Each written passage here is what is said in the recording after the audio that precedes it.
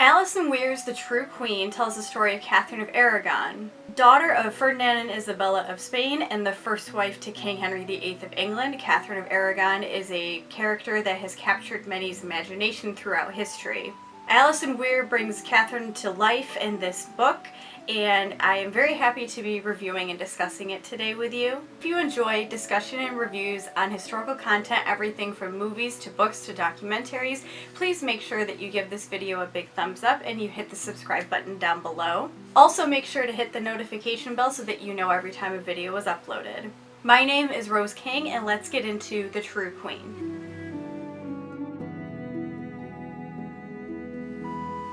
So this is my first book review here on the Tudor Rose, and I think that I'm going to definitely discuss the plot, but I'm going to do sort of the pros and cons and talk about how those fit into the plot.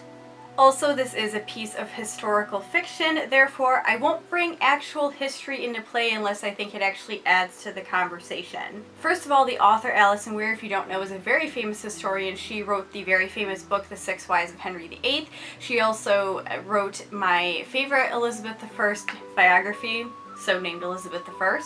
I read it in high school, and it was one of the things that really got me not interested in history. I was always interested in history, but it was the first book that I got on Elizabeth I that I felt like opened doors and made me realize that not everything you learn in school is the only thing that you can learn about history. So just to give some general backstory on who Katherine of Aragon is, just in case you don't know who that is, Katherine of Aragon was the Spanish princess who was the daughter of Isabella and Ferdinand, as I referenced in the intro, and she goes to England to marry Prince Arthur, who is the son of Henry VII, who was the first Tudor king. Sadly, a few months after they marry, Prince Arthur passes away, and Katherine goes into this sort of like waiting period where she's kind of abandoned and nobody really knows what to do with her because she did not consummate the marriage. At least that's what is said at the time, and they're like, well, what the hell do we do with her now? And after Henry VII dies, I think it's like 7 or 8 years later, she finally marries Henry VIII. She is the first wife of Henry VIII. At the beginning of her marriage, she's considered like this great beauty of Europe and everything else, and things are not as great as they probably should be, or as she probably wanted them to be, as is often the case with queens in this era. When she fails to produce a son, it's blamed totally on her. There's a lot of talk of concerns that people have that maybe it's God punishing them because she was married to Arthur and they shouldn't be married and all this other stuff. And then eventually Anne Boleyn comes into the picture and Henry attempts to divorce her. It doesn't ever truly work in her mind. She always says that she is the true queen, hence the title.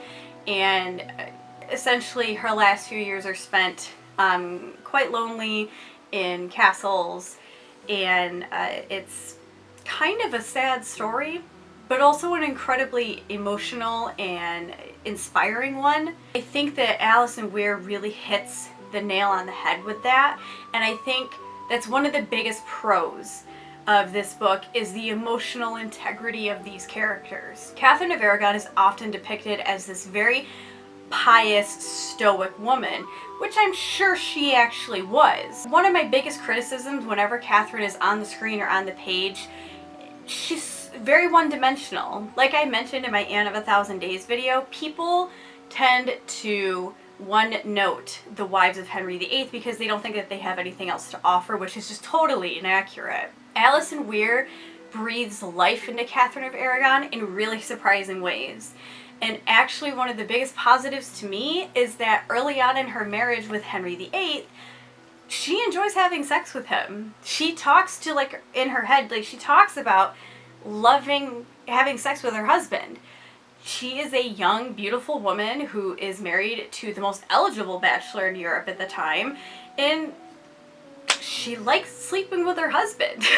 I feel like Katherine of Aragon is always shown as this very sort of dumpy older woman, and maybe towards the end of her life she was, but I mean in her 20s, like, Katherine was all that.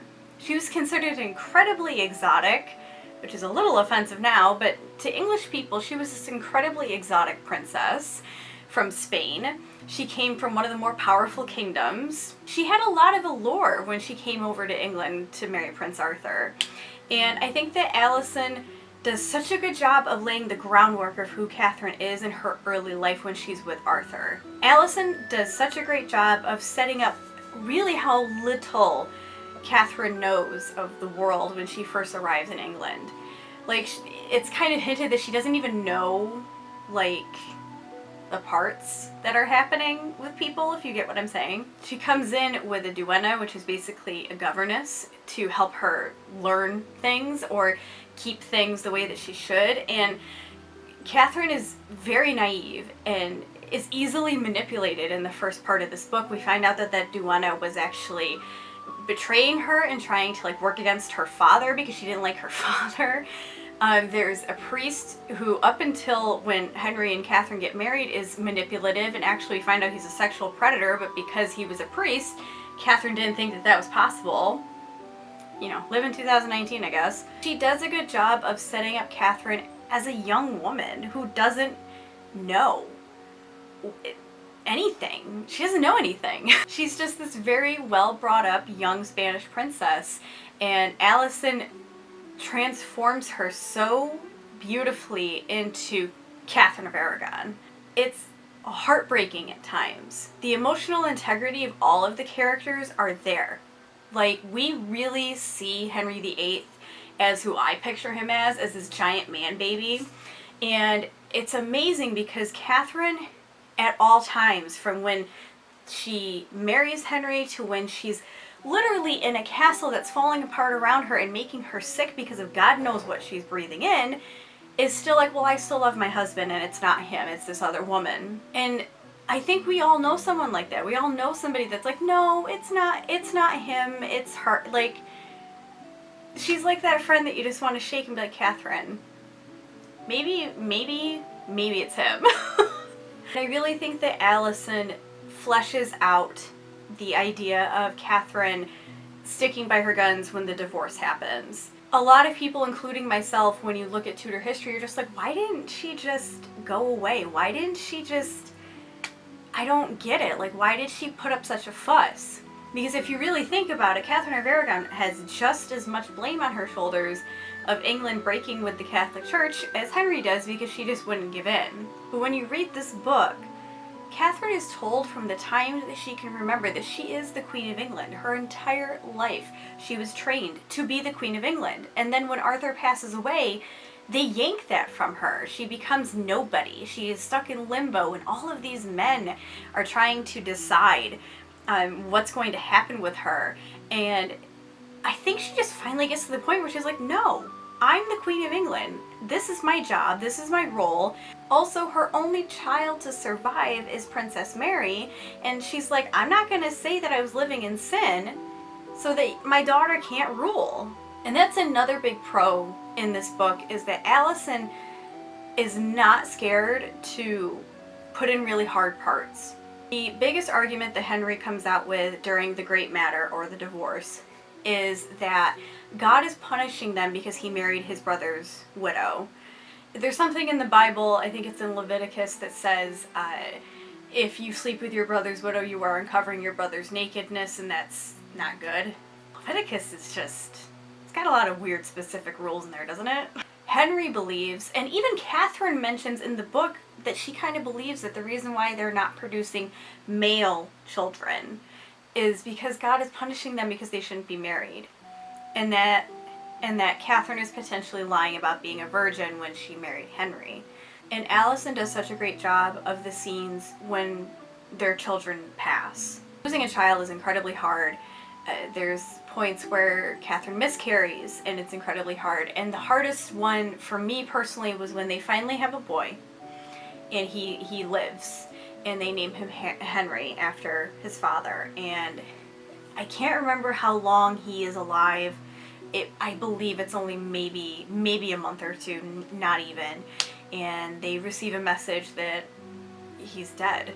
There's a scene where Katherine goes to him and sees her son is just gone. And this is a woman who desperately wants to be a mother, and it's hard to read. It's very hard to read. she has spent her whole life being told that her duty as queen is to support the king and to bear children for him. Not just children, sons. And she's not doing it. And another hard scene is when Henry comes in and tells her that their marriage is done and he is seeking a divorce. And Allison describes it as this moment where she just sort of cries out and falls to the ground. And this image of a very strong, stoic woman is broken. Imagine, because she knew that he was having affairs. You know, Bessie Blount happened, which is someone who Henry actually has an illegitimate child with, a son. She knows that Henry is seeing other women. She knows that, but it's something that unfortunately just kings do at that time, so it's not anything she was really thinking about stopping. But in this moment, I mean, imagine being someone who thought it so inconceivable that their marriage would ever end, and then their husband coming in and be like, we're done. Another really big pro of this book is that Allison dives into maybe lesser known things about Catherine.